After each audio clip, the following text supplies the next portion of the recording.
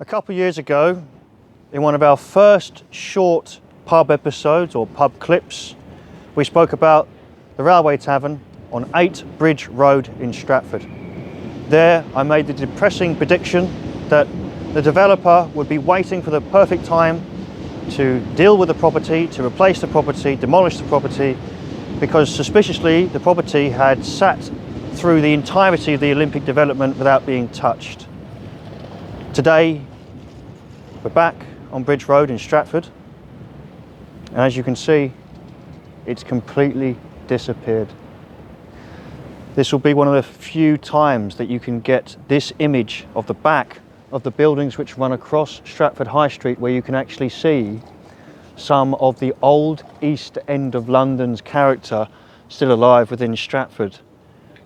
Whatever goes up here, I imagine, will be very modernistic, and this view won't be available very soon.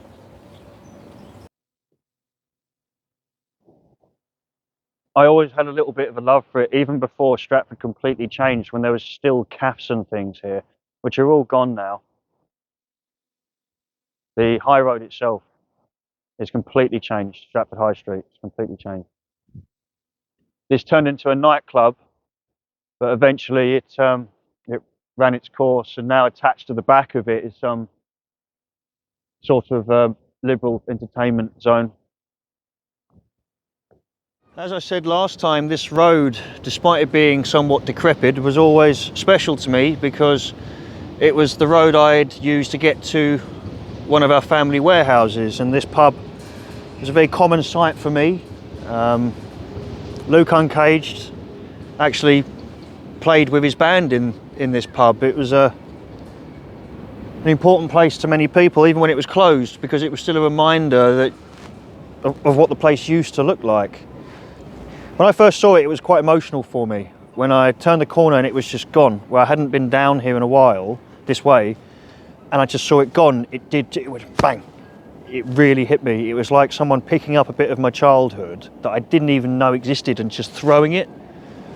So I find this quite depressing, even if it's nice to be able to see the backs of the buildings there. You can see the side of the courthouse, but for me, it's pretty damning, to be honest. Especially, none of this looks the same as when I was a kid. Not just this, now that this is gone, this now also looks completely different. It used to be the case that I walked down there and there'd be just glass underfoot from so many cars being broken into. But back then, despite it still being run down, it felt more homely. That to me is a lovely building.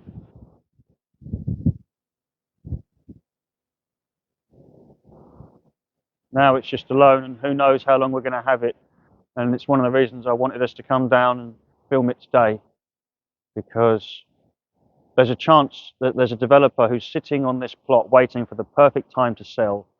Because most of us are wondering, why hasn't this been developed yet? Why hasn't someone bought this, especially with the extreme worth of each of these plots of land? And the only conclusion I have is that someone is waiting for the perfect time to develop this plot of land. And that could be any day now or in a few years, but either way, that is going to change for the worse.